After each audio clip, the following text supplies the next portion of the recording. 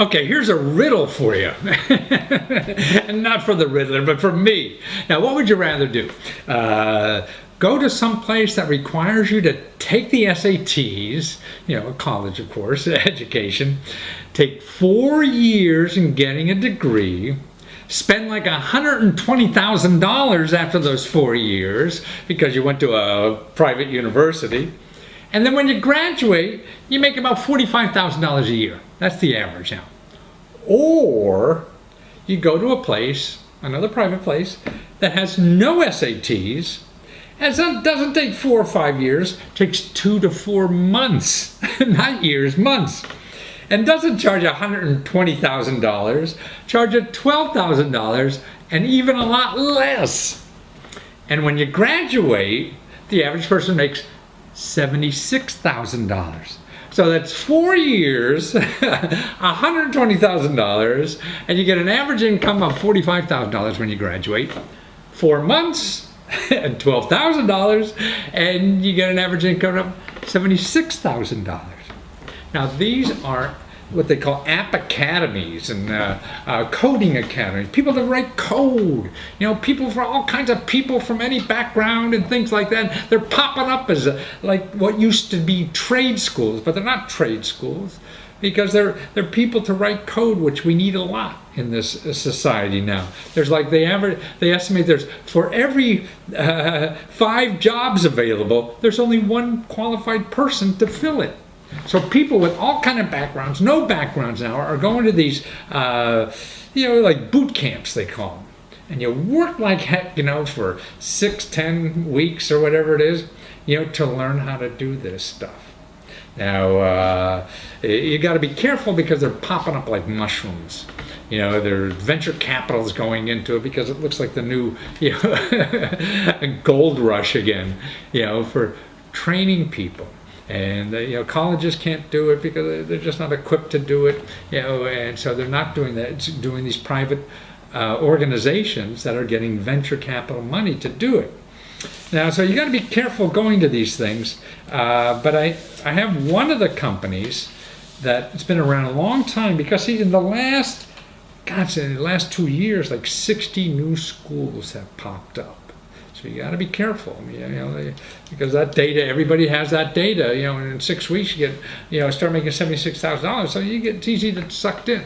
But there's a lot of colleges of these boot camps that will pay for you when you get the job, or if you don't get a job, you don't have to pay. See, they're the kind, if there's no risk involved, if they think they're so good at, they're getting you a job, well, okay, let them take the risk, not you, because it's not your business. You don't know about it. And I have an interview, on YouTube of a fellow who went to one of these, and he just wanted to change a career. He wasn't doing well in what he was doing, and so he went to 9 weeks. And we have an interview on that. You go to youtube.com/Matthew Lesko 70. It's about 10-12 minutes. He explains that, and they're real. And they're a good company. They're called App Academy, appacademy.com. And there's another place you can get reviews of a lot of these websites, a lot of these new boot camps that are popping up. It's something called coursereport.com. And there's a whole bunch of them there that's registered and tell you, give you some shopping options. But I'd be careful. Somebody's going to promise you this, and you could read war stories about them, plus or minus. But I'd go with somebody that's been in this business for a long time and has a track record and will take a lot of the risk for you if they think they get it. Because see, they're like headhunting agencies. They get a piece of your salary. They're hooked up with companies that are looking for people like this. So they're graduates. That's why they promise the graduate, hey, we'll get you a job at $70,000, $80,000, $90,000 a year because people need it so badly. So don't put up all that money up front. Be careful you choose one that is going to take that risk with you. And because it's good stuff to learn anywhere. I mean, you have a skill. I'm even thinking, hey, maybe I'll take, stop my life for a while, go for 9 weeks and learn this. I'm a coder from back in the 70s, COBOL and Fortran. I used to teach even that stuff. But anyway, the arts teachers or arts, you've been in the arts, you got a degree in liberal arts, and what are you going to do with it? Instead of being a barista, this is a way to get a skill, a trade or whatever, quickly. But again, be careful about all the new schools popping up, and check them out. Your state attorney general's office is always a good place to check. But the best thing is graduates, and not just one or two that they'll hand you a name of, because everybody will do that. So make sure you're careful on that, and go with somebody who's been there a long time, because it's your money and they'll be gone. They're playing with somebody else's money. That's what these venture capital people do. So it's boot camps for coding. App Academy is one of them. And watch that video on YouTube. I have a fellow who graduated from one of these and changed his career, and you start, and you don't have to pay for some of these. So it's smart to go with the ones you don't have to pay instead of the ones you do pay so much. Well, here's an industry where poor people are harassing other poor people for the benefit of rich people. And actually, I came across an article in the paper the other day. It's actually a review of a book that's going to be out soon called Bad Paper. And these writers went out and really they found this guy who's starting a business on bill collecting.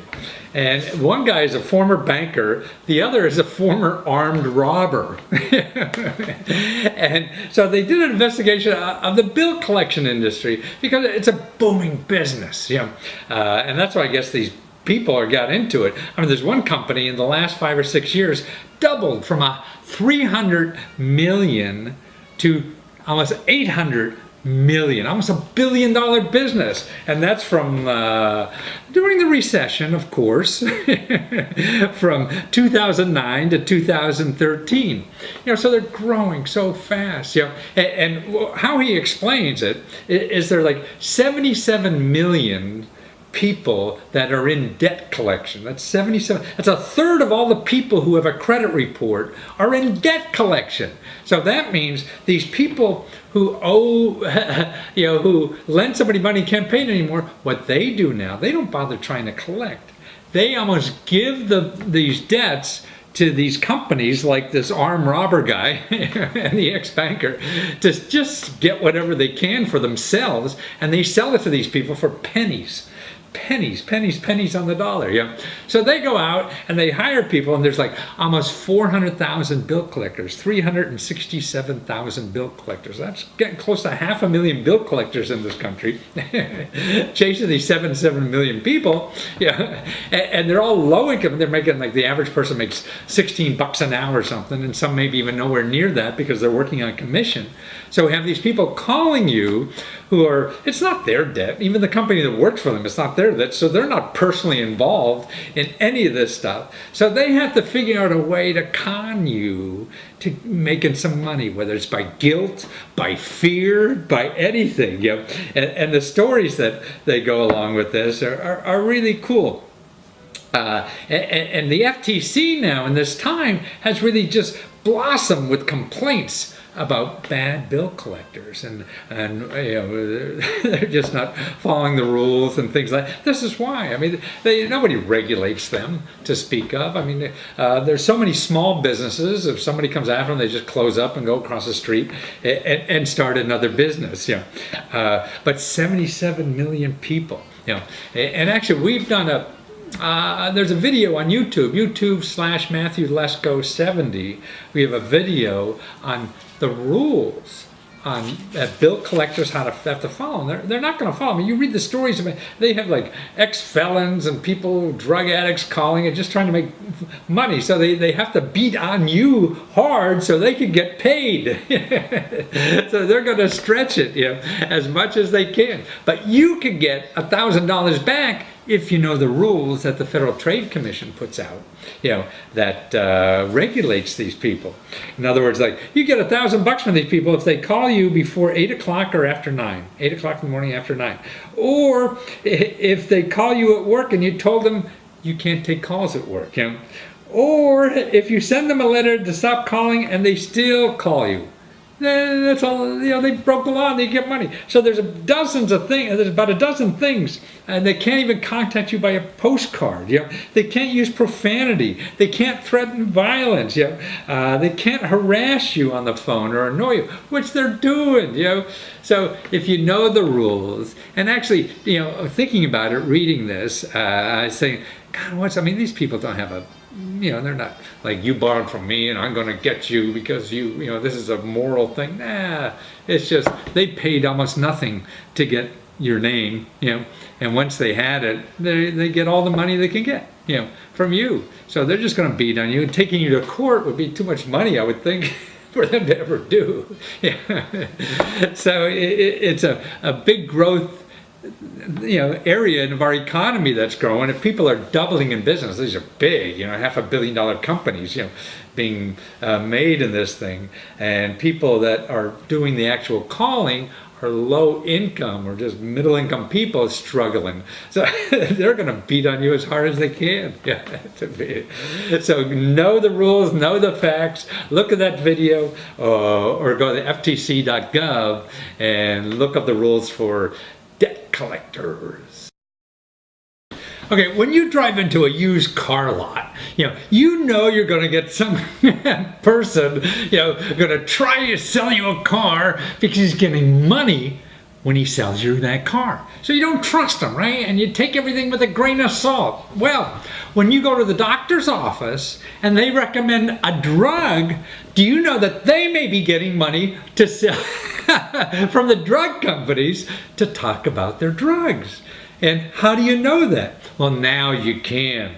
And that's actually last week or so, the White House, part of the Healthcare Reform Act, started a database that shows you what doctors are getting, what kind of money from drug companies. So you can. I'm not saying they're all, just trying to shill for the drug companies, but you should know that so you can evaluate their recommendation based on the potential biasness. I mean, we think that these people are, completely non-judgmental about, prescribing drugs, but they may or may not be. So it'd be good to know that. And you could go to the White House database. Actually, if you go to cms.gov/open payments, that's cms.gov/open payments. And they're keeping all this data there. And when you go into that database, you'll see all the people, all the doctors. So you could put in your doctor's name and see what they got. And that's sort of interesting. They have all kind of databases there. Now be careful about the data. There's always ifs, ands, or buts. And this data now is there's only about 5 months from 2013. So it's not even a year's worth yet. But it'll give you some indication. And you see that they have a separate database there of doctors who get money for research. Another database who get money for non-research. See, the drug companies give them money for like travel money or meals or so-called some consulting fees. Who knows what that is? Travel, entertainment. They blow billions of dollars a year on this stuff. So that's why the government is now trying to collect this information so that you as a consumer have access to it, and you do, and it's about 5 months worth from 2013. So wait another year and you get a whole good year's worth. And here's a sample. I mean, you get the name, address of the doctor, you get who's giving them money for how much, and all that kind of stuff. So it's good gossipy stuff too. But actually, it's a way to start the conversation with your doctor, to ask them if they have a relationship with a drug company that they're prescribing you drugs with. Because, I'm sure they don't like to admit it, they're biased, but, and they may think they're not, but you should know if they're getting that money. Now, there's another organization that keeps similar kind of data, and they're called ProPublica. And this is a research organization, actually ProPublica. And if you search ProPublica and put dollars for docs, ProPublica, they have a similar database that they've been keeping for years. They now have been hooked up with about half the drug companies, about 17 drug companies, and they get the same data. And right now, their database, I think, is easier to use than the government's database. So you could go to their website and find out. See, there's doctors, like for non-research, that are getting like $500,000 a year from the drug companies just on these little favors and so-called consulting and things like that. So it's big money, millions of doctors, billions of payments. are given every year to these doctors. So you should know about it, because you have to evaluate what they're telling you to do, because it's your body. You have the right to make the final decision on this. So if you go to their database, and I've done it with a few friends that are doctors, you can find out who they're getting money from. You just put in their name or their state and things like that, and you hit search, and out it comes. You'll see, the name of the doctor, where they're from, who's giving them money, how much of it's for meals, for travel, for speaking engagements, and stuff like this. I mean, to me, medicine is not a don't ask, don't tell environment. The more you know, the more you have information to make decisions about your own body. I mean, the soul, have the sole responsibility over your own body, and you should use experts just as tools that you'd use a hammer to do something. So use doctors or something, and the only way you could do that is if you have complete information, not just biased information from one source or from one doctor, and to understand their biasnesses. So when you go to your doctor, before you could search the database, or a way to come to approach the subject. Hey, I hear there's a database now that anybody could go to find out if their doctor is getting money from the drug companies. Are you getting any money from the drug companies? They'll save you time in searching the database. So look at it, okay? I mean, the information is power, and you have access to it. Now, here's an interesting story. It's a young man who was traveling around. He went on vacation somewhere in the third world, and he got excited about rainforests, how important they are in our society. So it's one young man comes back to the States and says, how can I help the rainforest? I don't have a lot of money. I don't have a lot of this.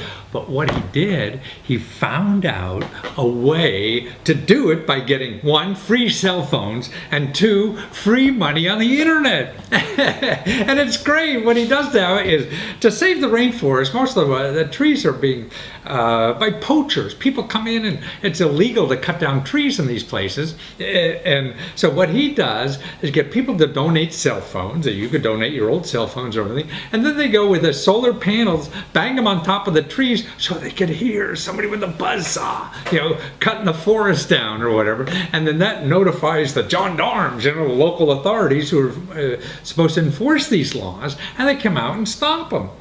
And then you, and actually anybody now, could go to his website and listen to the rainforest right now. You hear orangutans and stuff like that right on his site through this cell phones. I mean, it's a cool idea. And he started this with next to no money. And another thing too is that he also got a big celebrity to endorse it. He didn't know the guy. He doesn't know a lot of people or whatever to get that. He just hustled to find out how to contact his agent or whatever. And Neil Young, the famous singer, endorsed him, and it's part of his little video on his website to encourage people to donate. And he went on. He's got $100,000 or more, $170,000 on the internet for his nonprofit.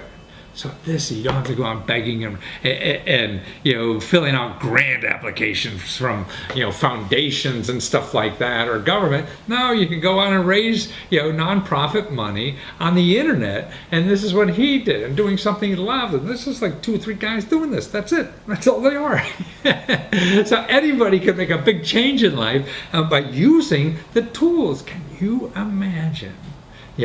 Listening on, having an app on your cell phone that you could listen to the rainforest, or hear them sawing down a tree that they're not supposed to do, and then you could listen to the cops coming and getting these poachers and things like that. It's just cool stuff what technology is doing. So watch this interview. Well, Topher White, man, and actually your rainforest connection, but the website is easier than spelling out all those words, rfcx.org, right?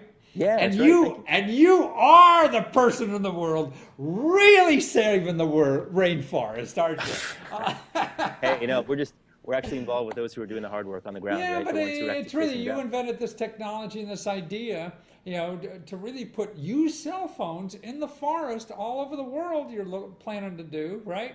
Yeah, So thanks. that people, when anybody goes out and starts their chainsaw to get rid of these valuable forests, man, you got the cops on them, right? So you're a Well, yeah, I mean, fire so alarm. in some cases, the cops. I mean, that's what's great. It's such a simple idea. There is cell phone service way out in the middle of the forest, which is one of these crazy surprises that we didn't know about, right? And in fact, there's hundreds of millions of old cell phones that are being thrown away every year. So we got those coming in as donations. Ah, And in fact, the biggest issue is just you got to get them out to the forest and put them up. So once they're out there, they can listen to all the sounds of the forest. They can hear, like you said, chainsaws up to a kilometer away. They can hear trucks. They can hear gunshots. They can hear animals who are in a wow, pain or in a trap, and then they can wow. send alerts to.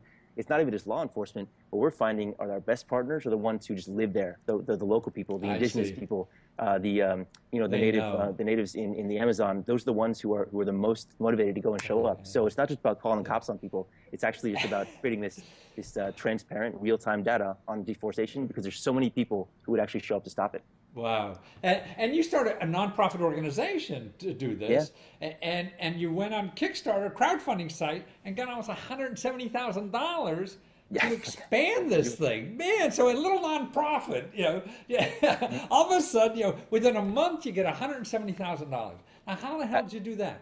Well, I mean, it all comes down to, I think, we were trying to do something that involved people out there. We weren't Uh, just trying to say, hey, save the rainforest. I, Frankly, I think my generation is pretty bored of hearing about saving the yeah. rainforest. We've been hearing the same, and I sort of feel this way. We've been Earth Day growing from up, me since you were been in hearing the same kindergarten. message for Yeah. 20, hearing the same message for 20 years, and it hasn't changed. And yet the entire world has changed. So what we're saying is, Yeah. look, this isn't just about cause and hearing the same old Hmm. stats about how the rainforest is disappearing. This is about a solution that you can put up in the trees, Yeah. and just as much as that, this is about a solution that you can visualize, and this is something that you can take part in. Yeah. So what's amazing, what we're doing is that we're not trying to make it like a cause for saving the rainforest. We're saying, look, we Yeah. have a product that we're Yeah. putting up in the rainforest. If you can help us get us off the ground, then you can participate in this by I actually see. getting the Right. data, getting the live streaming Yeah. sounds from the rainforest, Wow. getting a whole new adoption tier that allows you to actually see what's happening in the forest. I Wow. mean, we're trying to come up with new and compelling ways of getting young people and really just a technological generation to connect with the idea of saving the rainforest so they can see that it's really dramatic and it's happening right now.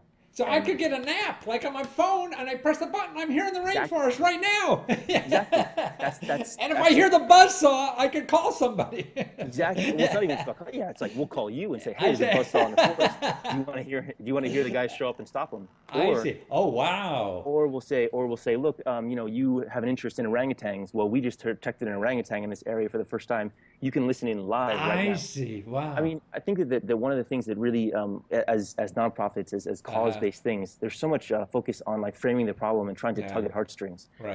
That's incredibly important for very obvious reasons. But I think that one of the things that really gave us our success was focusing much more on the ways in which we can make this fun and interesting for people, and that they can see that this is really Yeah. dramatic.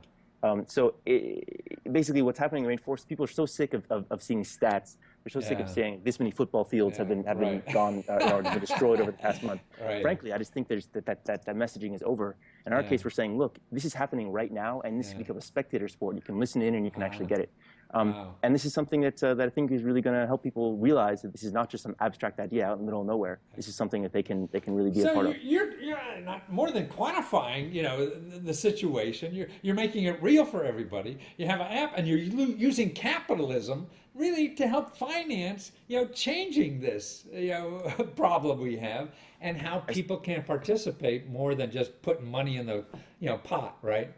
I certainly hope so. I Yeah. certainly hope that I don't feel that this idea of donation to our cause is a long term strategy for us. I think what we are trying to do is find a way to get people to want to pay for saving the rainforest by getting something in return, an actual product that they can connect with.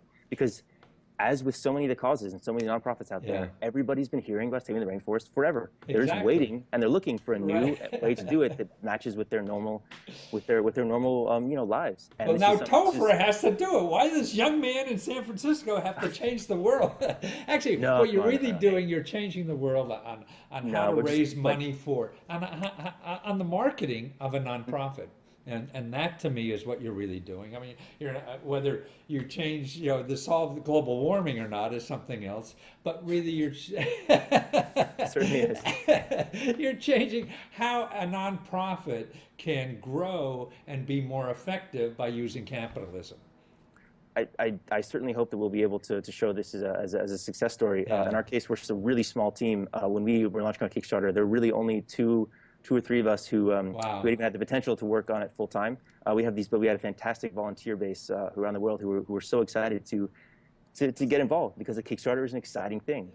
People want to be involved in these sort of high stakes activities, especially when they start seeing the publicity takes off. Especially when they start seeing that people start talking about it, and there's well, you got Neil Young to give you a testimonial, like in your infomercial. Yeah, I'm Neil Young.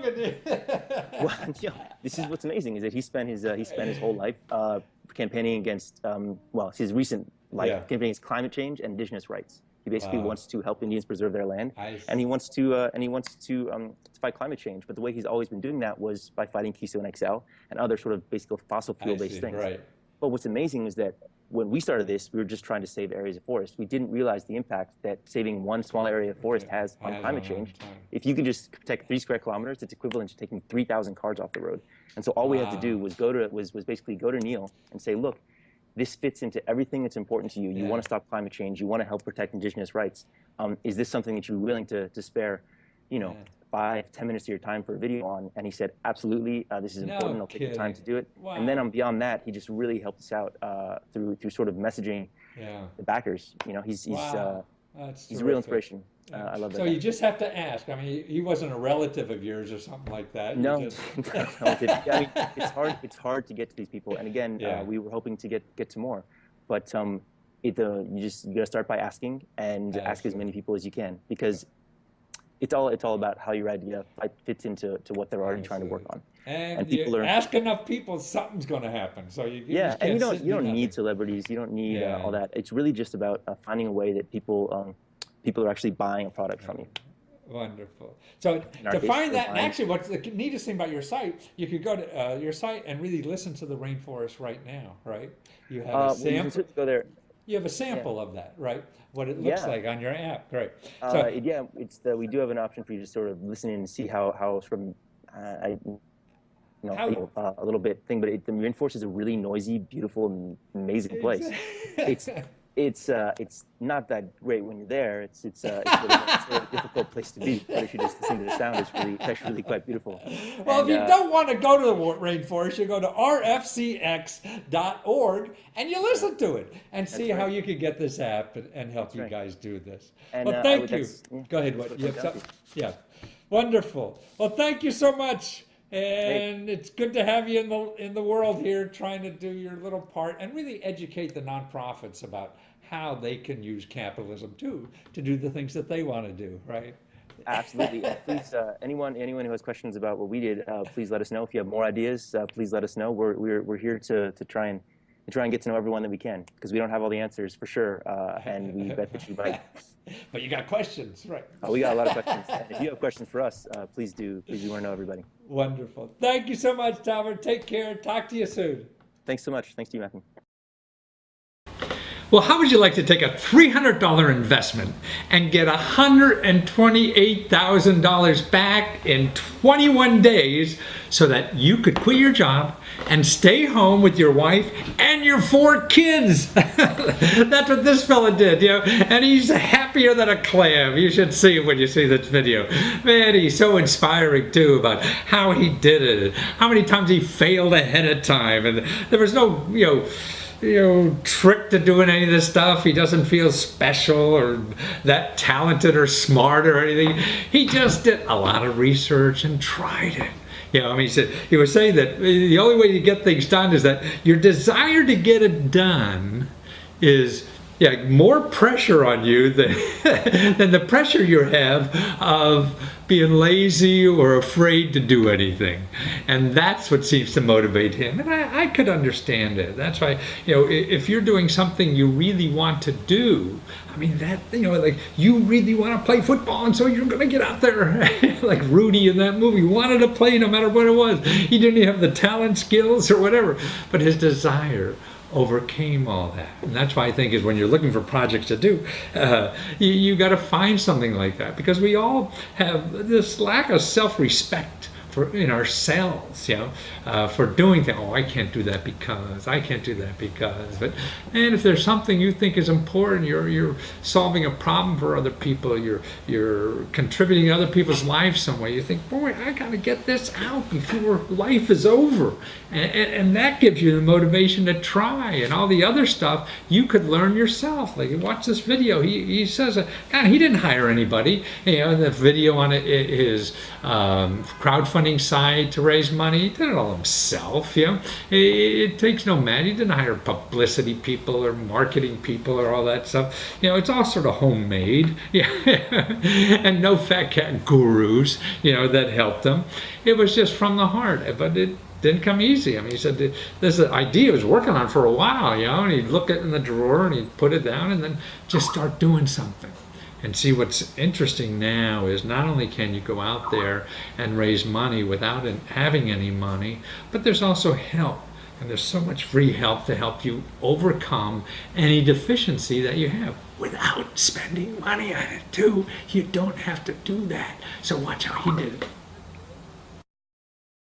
Well, Bernhard Hamker, right? But more importantly, it's the JapaneseTheGame.com.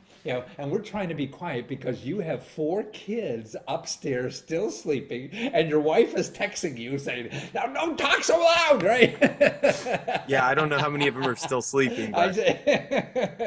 so you're a guy, really, you just quit your job so you can stay at home with these 4 kids, soon to be 5, because of all the money you made on Kickstarter. You went out and with your game a couple months back looking for $6,000 or $5,700. And got $128,000, huh?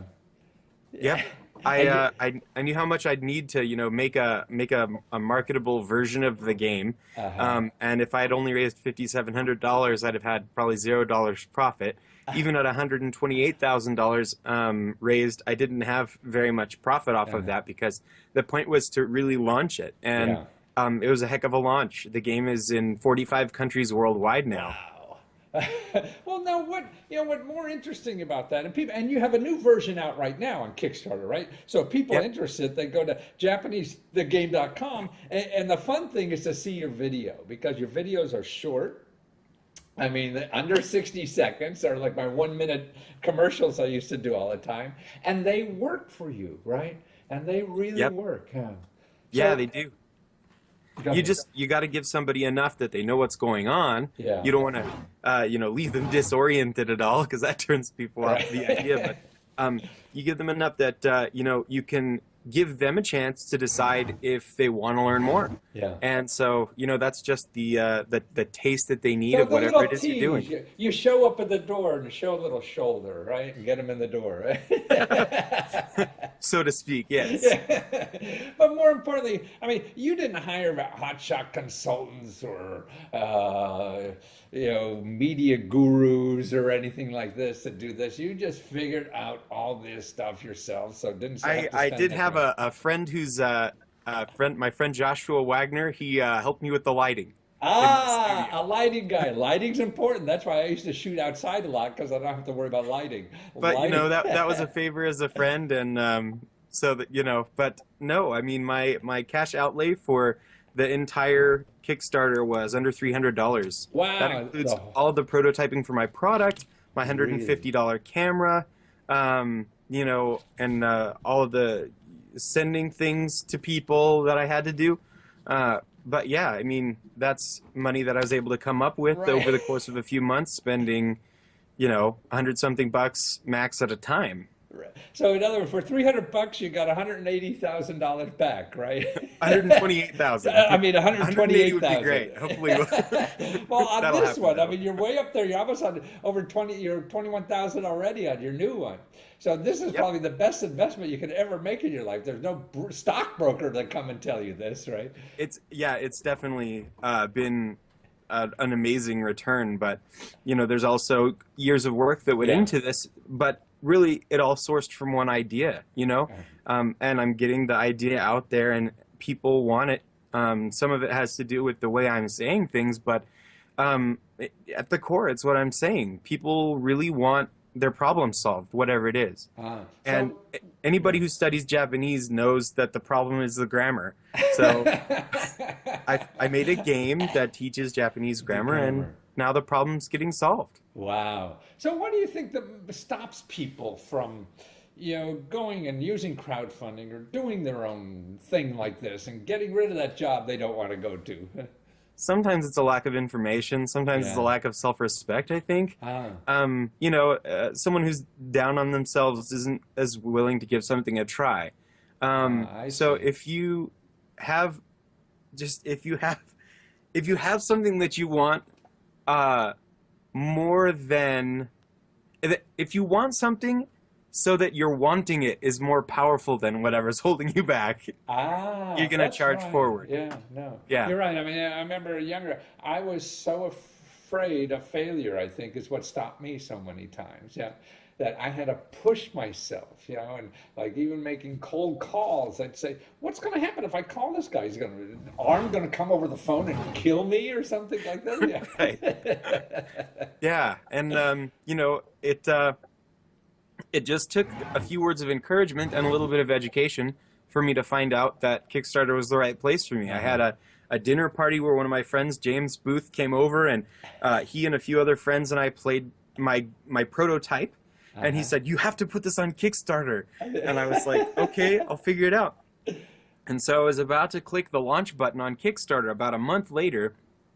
And then I realized, like, I've never done this before. So I started reading about Kickstarter and decided to take 3 months off of launching it to just educate myself and learn everything I could. So I devoured information about Kickstarter for 3 months. On my commute to work, I would listen to a podcast about Kickstarter called Funding the Dream on Kickstarter by Richard Bliss. And I read the Kickstarter lessons by Jamie Stegmaier and some articles by James Matthey. So I just streamed Kickstarter information in my head until I felt like I knew what I was doing. Put together a great project page, had all my friends look at it, tell me what I was doing wrong. And that's part of it. Like you were saying with the cold calls, you don't want a negative consequence, right? Yeah. But if you can just say, if I get enough negative consequences, I'll actually know what I'm doing, and treat it like a good thing, then you win. But so in other words, you're saying that all the information you needed for success was out there. You just had to go get it, digest it a little bit, and put it into action, and have the $300 for the, doing the prototype or whatever it is, and just give it a roll. And what do you think would have happened if you failed? I did fail. I know. Oh, you did, you said? Well, I failed a lot of times. I know. Okay, so yeah. I tried to make this game 7 years ago, and I couldn't put it together. And so I tabled it for a while, and I came back to it, and I kept coming back to it. This could be, this could still be in a drawer somewhere. I see. So it's Thomas Edison and his, what does he say, like 10,000 light bulbs that didn't work. That's right. That's right. Exactly. But now it's glowing pretty bright, so I'm pretty happy about it. You just got to come back to it. If you've ever had an idea that you really felt was a good idea and it's sitting in a drawer somewhere, go open that drawer, and maybe there are 4 or 5 sitting next to it, and just people want their problem solved. If you've got an idea that solves a problem, that's great. Or even a lot of things on Kickstarter are just for the sake of fun. If you can improve someone's life by helping them have more fun with a new game they've never seen, or with a video series that's educational, or whatever it is you've been thinking of doing, it's absolutely worth pursuing. And I don't think, I'm an old guy, 70, and I guess I'm more than twice as old as you are, but there wasn't an opportunity like this before in our lives. Yeah, no, it's brand new, but it's huge. I don't know if it'll last a long time, but the gravy train is still rolling, so it's it's a good idea. You don't have to know anything except the passion and have enough sense to get your butt back on the horse when you get thrown off. That's right. And just spend some time learning the best practices, but nothing's ever perfect. So, Yeah. if you feel like you've got it together, 85%. That's good enough. Nobody buys perfect anyway. No. 85%'s a winner. I look at baseball, 300% is a winner for most people. Well, you're a delight. And to find out about the games, Chinese, I'm trying to learn Mandarin, and you're going to come out Mandarin next year. So I might as well start with Japanese, and you go JapaneseTheGame.com. Yep, and find that's the it. two, and you're linked to Kickstarter, so you could find those videos and watch how you made $130,000 just on a 55-second video. That was it, huh? Yeah, well, I had to write it up. I did some Yeah, graphics and things, but you can always get friends to help with stuff like that. Yeah. Nothing I did was overcomplicated, Yeah. and I'm not a professional, graphic designer or Right. anything like that. And you don't But- play one on TV either. Yeah, if I didn't know something, I learned it, as best I could, Yeah. and just decided that nothing's perfect, and Well, I got it out there. To me, this is what this country was built on. People came over here and just figured agree. it out and did it, right? That's right. Nobody's got it all sorted out. Right, Nobody. right. And You people who look like they've got it all sorted out, they don't have it sorted out. No, exactly. No, they're just fooling the rest of us so they get paid more. Well, wonderful. We'll talk to you soon, and good luck on the more games and Mandarin and all the other languages you're coming out with. And it's JapaneseTheGame.com. Thank you so much. Thank you, Matt. Bye. Well, this next guy has a great idea. Actually, he's a dentist, and he's been tinkering in the back room of his dentist's office for a while now to invent something that is like a power wash for your teeth. We're all so concerned about our teeth anymore, and we're living older, and we got to keep these teeth longer, than usual. Well, he's got this little device now. You just bite on it, and it power washes in 60 seconds, does all the brushing, it does all the flossing and everything, all by itself. And so it's great for lazy guys like me, but also for the elderly population and younger people and things like this. But more importantly, what this fella's doing is finding ideas to improve his profession. So, and instead of having to go to some big medical device company and all that bureaucracy and all that kind of stuff involved, no, he just tinkers with himself, and figures it out and has a sample and puts it on the internet, and boy, he got $60,000. Well, that starts him in business. I don't know if he's going to stay in dentistry and filling holes for a while, but it's cool what you can do now, either part-time or full-time, and you have an idea for something, how to improve, the existing tools of your profession or whatever. So you could tinker with that. It's better than watching football every night or whatever the heck it is, right? To try to improve, the profession you're involved in to make it better, because if you're on the front line, you're the best person to see what has to be done. To have some professional inventor or management consultant and do all this, they don't live the life of it like you do every day or whatever. So that's why it's now easier than ever to take that little silly idea you have, and because before you had to convince some big bureaucracy and go through 500,000 meetings or whatever. No, now you don't have to do that. There's nobody standing in your way of taking that idea and making the life around you a lot better. Because the money, like he got $60,000 now to do this. So could you imagine, all the seniors now who don't have the effort or the time or whatever to brush their teeth, man, they just clomp on this thing, and they got the power wash and it's all done. Yeah, or it's lazy other people who can do it themselves but don't want to do it, or kids. And that's, part of our healthcare system is teeth. That could stop so many things in your life. And so it's something, you only get one set of these suckers, and if you replace it, man, that's a lot of money, right? So watch him, because it's a good idea what to do, and always start thinking about whatever career you're in. Oh, what about Igor Ryzenson? Well, Dr. Igor Ryzenson. I'm sorry. Spent a lot of time and money getting that doctor, so we want to use it. But more importantly, I mean, you're a practicing, dentist now. And actually, you know what I meant to mention earlier before we talk? I mean, it sounds like you're doing wonderful work in the rural areas of, Georgia, and with the kids, and it sounds like by working on this clientele, you were looking for a product where people could keep their teeth better. You're like on one set of teeth, right? That's right. And that's why I work on them so much now since I married this lady here who has perfect teeth, and I'm trying to get there. But you've invented this device on the side that you just bite on it and it like power washes your teeth and flosses them all in 60 seconds, and you're home. God, it's just terrific. And you're raising money, on kickstarting, and you're knocking it out of the park. I mean, you thought you needed 16 grand to do this, and already up to $55,000. You got hundreds of people who want this. And I could understand why they want it. I mean, it's a great thing. It's very reasonable, and actually you won an award already for this idea, haven't you? Yes. What was that award? Yes, you must be talking about for Modern Marvels. Right. I was one of the main contestants on the Invent Now challenge, where in 2007 there were about 2,500 contestants that were trying out to be part of the Invent Now challenge on Modern Marvels. And they chose only 25 out of those 2,500. We were one of them.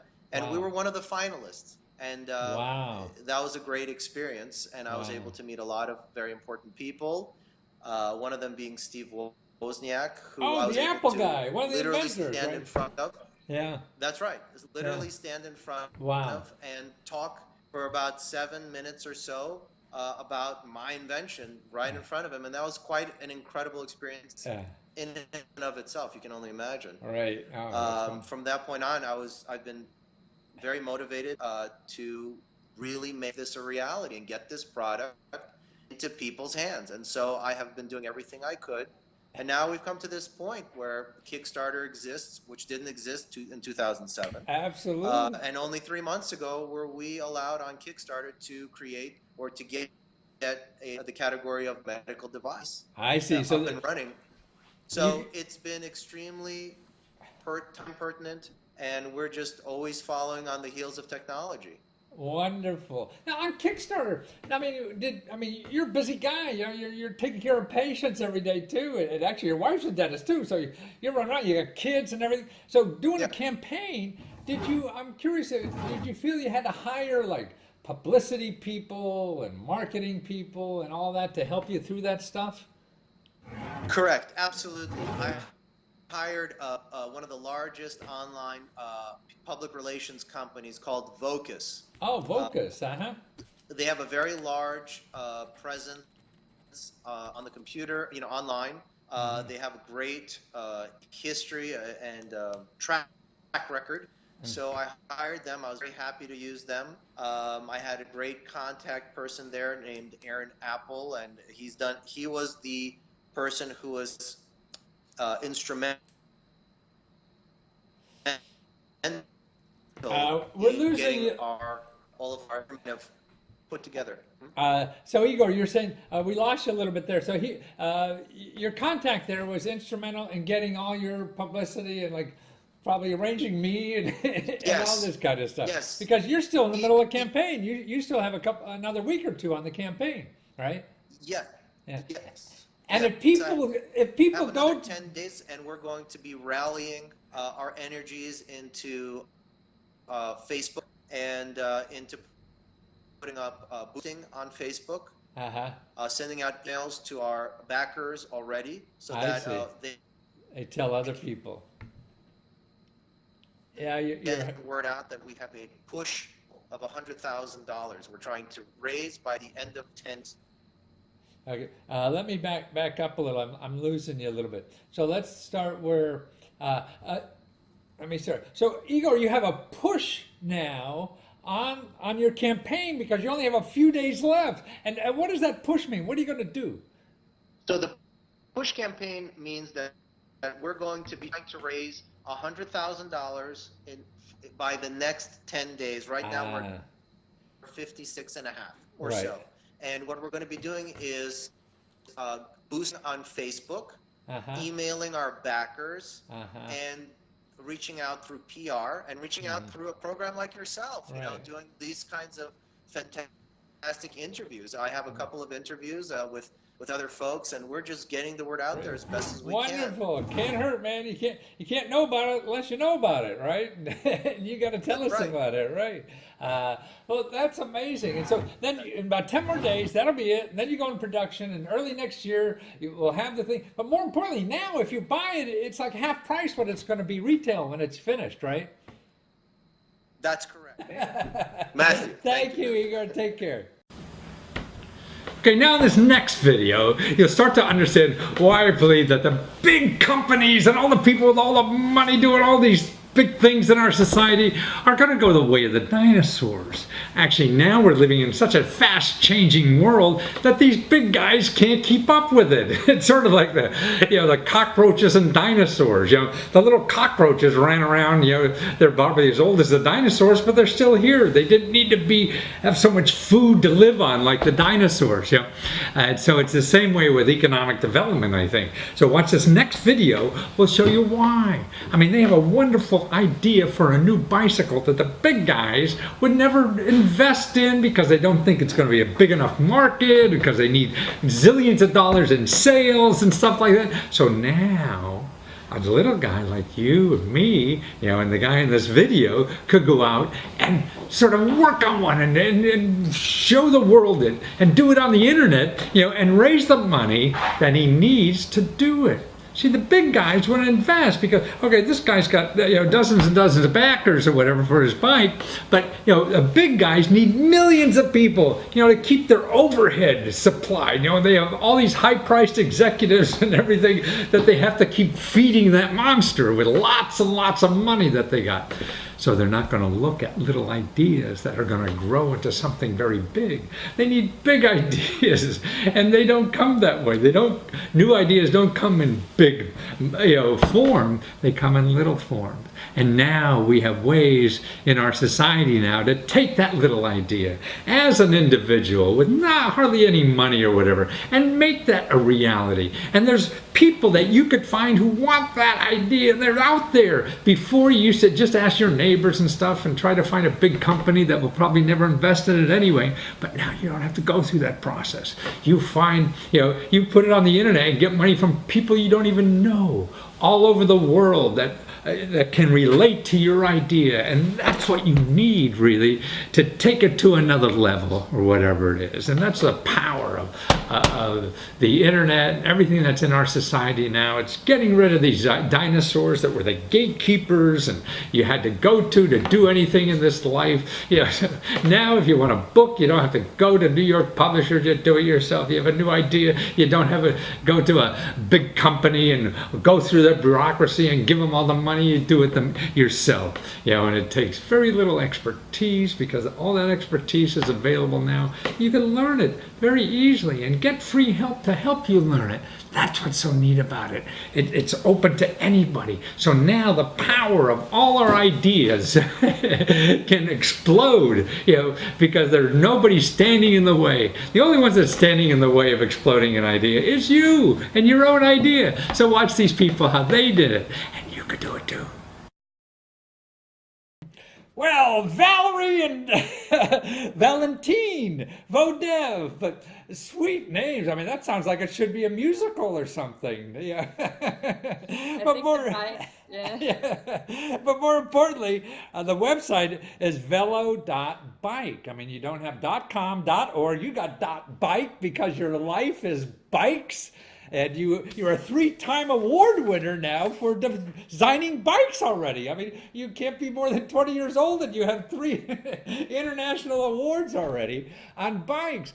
But this bike you have now is incredibly special for the urban market, just to travel 5 miles or so to work and not even take the metro anymore because your bike is so cool to have, and it folds easier than anything I saw. Now, what makes your fold so magical than all the other bikes that I've seen that are folding? Yeah, so basically we have a magnet system that is super quick. So you don't use your hands. So you just kick the bike. Yeah, I mean, and then the magnet release, and then you can just fold it in half. So when you fold it in half, you don't need to fold it more than a half, and you can already take it in the metro or whatever you like, in a bus. So you fold it, that you still don't have to carry it all because it looks like a little, a piece of luggage you just wheel around next to you. Yeah, that's correct. The rear wheel we use for balancing the bike, so you can basically pull it or push it around for short distances, so you can go into elevators or trains and push the bike. So you don't need to lift it. It's the right transmission that you don't see in most of the folding bikes. Yeah. So we have a really you can really be very fast. But you have 10 gears also on it, right? Yeah, we have 10 gears because first of all, they're not 30 gears like sport bikes because we don't need it in the cities. But we definitely need more than 1, 2, or 3 gears. No, if you it have looks big hills, or you want to be just really quick, really fast, then you need more steps, more gears. So when my girlfriend's husband comes home, I could get on that bike and really take off quickly, right? Yeah, definitely. You can escape. You can leave the car. If he chases you with a car, then you're gonna be fast. You have to keep the bike in the cupboard, though. Right. But that's the most amazing thing. Watching the video, and your YouTube video is delightful, and it's very entertaining, and it gives you such a thrill. Like, boy, yes. I mean, I could really take off on this thing. I mean, all the other people on these little plastic bikes or folding bikes, it looks sort of interesting and cool, but it looks like a struggle to use them as a bike. You're sort of like taking a 3-wheeler out there and trying to, go normal speed, but you can't. But on this, you can, right? Yeah. No, the concept is that basically you have a really like a fast, high performance bike that you can, if you want, fold it. And this is the point. This is not always necessary to be the smallest foldable bike or like a Swiss knife to sit there and fold it 10 times. I like too to fold and to see how things are folding. But for the bike, I need something practical that you can just... No, I mean, because you're going to spend most of the time not folding it, but riding it. So that's the experience. The thing is, like, also he worked on the frame geometry for a while, so it's also specific for velo bike, and it's more stable. So if you sit in the folding bike, usually you just have the U shape. Yes. And it gives you, it's like sitting on a telescope and you wobble around as you get further. But the idea was that you have something, stable and sturdy, really, that feels like riding a normal bike and not a folding bike. Yeah, no, and also we have three position of folding. So basically this half folding that is for 1 second. And if you need to store it or to transport it with a car or wherever, you can fold completely the whole bike. So it's well, see, I have a friend who gets on an airplane, takes her current folding bag, which is one of those hard ones to use, and puts it in luggage, and then gets out and doesn't use a taxi when she gets to the airport. So this will be perfect for her. So how soon can I get one for her? When are these available? We want to be ready for March, so you can when it's at least in our hemisphere, when is the summer starting, spring, and then you can ride it. So now you're a couple more weeks on Kickstarter, so this will be a bargain if you get it now, right? So it's wise to get it. Yeah. Don't wait till March; you're going to pay a lot more, right? So it's a little bit more, yeah. I mean, we try to keep. We have still early bird.